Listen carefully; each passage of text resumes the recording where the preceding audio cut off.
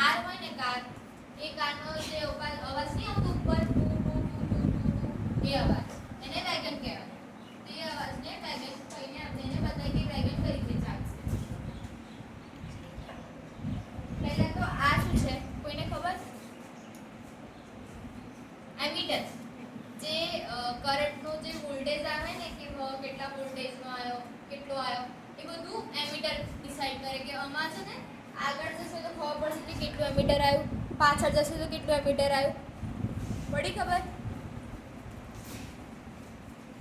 એલ્ટિંગ છે એ અહીંયા છે ને અંદર હશે, એ તમને દેખાતું નહીં કેમ કે એની અંદર મૂકેલું છે.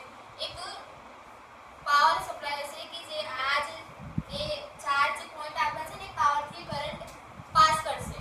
એને સેલથી આ જે બેટરી છે ને બેટરીથી કરંટ આમાં પાસ થશે અને એને ફરાવશે. અંદર કોપરના તાર મેં તમને કીધું હતું ને કે કોપરના તાર ઇલેક્ટ્રિસિટી પાસ કરે, તેની અંદર કોપરના તાર હશે. એ છે ને ઇલેક્ટ્રિસિટી આ 4 માં પાસ કરશે.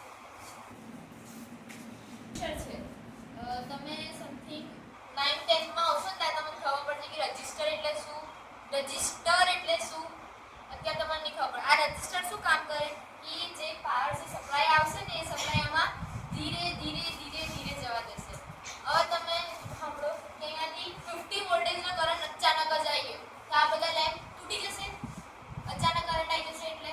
બટ આ રજિસ્ટર શું કામ કરશે કે અને જેટલો કરંટ જોતો હશે ને એમ્પિયર ને એટલો જ કરંટ એ આમાં આપશે અને ધીરે ધીરે કરંટને પાસ કરશે. એટલે સાઉન્ડ નીકળશે. આમાં પોલીસ ડ્રેગન મેં લખ્યું છે ને કે જે ડ્રેગનનો જે અવાજ આવશે ને એની અંદરથી અવાજ આવશે. Four snap connector. આમાં છે ને અહીંયાથી આમાં પાસ થશે કરંટ, અહીંયાથી આમાં પાસ થશે અને અહીંયાથી આમાં પાસ થશે. આમાં 4 સ્ટેપ આપી છે ને એટલે શું કહેવાશે? Four snap connector. સ્ટેપ નહીં, સ્નેપ.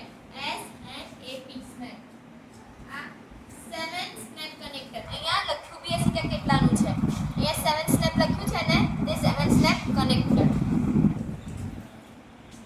છે ને.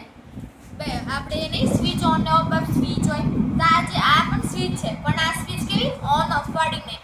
આ સ્વિચ છે ને બટન પ્રેસ કરવા વાળી અને બટન ક્લિક કરશો ચાલુ થશે, બટનને બંધ કરશો એ બંધ થઈ જશે.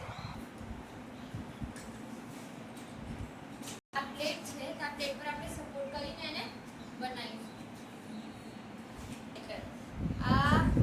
આ બી અને આ પણ બેઉ 3 સ્નેપ કનેક્ટર છે. બે છે એટલે 2 સ્નેપ કનેક્ટર છે. આની અંદર બી જે આ દેખાય છે આના જેવું જ હોય છે કે આમાં બી કરંટ પાસ થાય અને આ સેમ છે. બસ ખાલી આ 21 છે અને આ 22 છે. આ બી આપણે આ પ્રેક્ટિકલમાં બેટરી કરંટ થ્રો કરી દેખાય પ્લસ ટુ માઇનસ અને માઇનસ પછી પ્લસ. અગર તમે માઇનસ ને માઇનસ કનેક્ટ કરશો ને તો કરંટ પાસ નહીં થાય. એટલે તમે પહેલા એને અહીંયા કનેક્ટ કરીશું.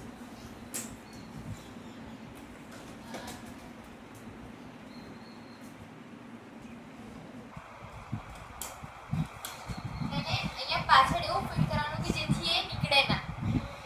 એકદમ ફિટ કરવાનું. અને આ વસ્તુ છે ને એના સપોર્ટ માટે છે. આ વસ્તુ છે ને અહીંયાથી કરંટ પાસ થશે. આ શેનાથી બનેલું ખબર તમને? મેટલ. એ મેટલથી આ પાસ થશે.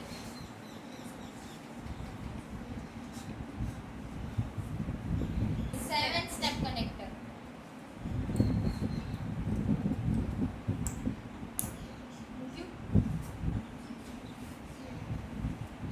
આ સ્વિચ છે, ઓન ને ઓફ વાળી સ્વિચ છે. પેલી બટન વાળી પ્રેસ કરવા વાળી સ્વિચ હતી અને ઓન ને ઓફ વાળી સ્વિચ છે. થઈ ગઈ જોઈન?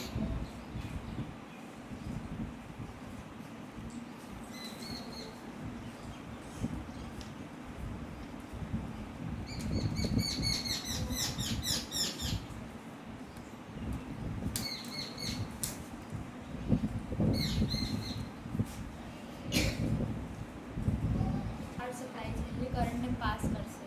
આ જે દેખાય એક નાની એમથી બેટરી છે જેની અંદર કરંટ જશે અને પછી પાસ થશે.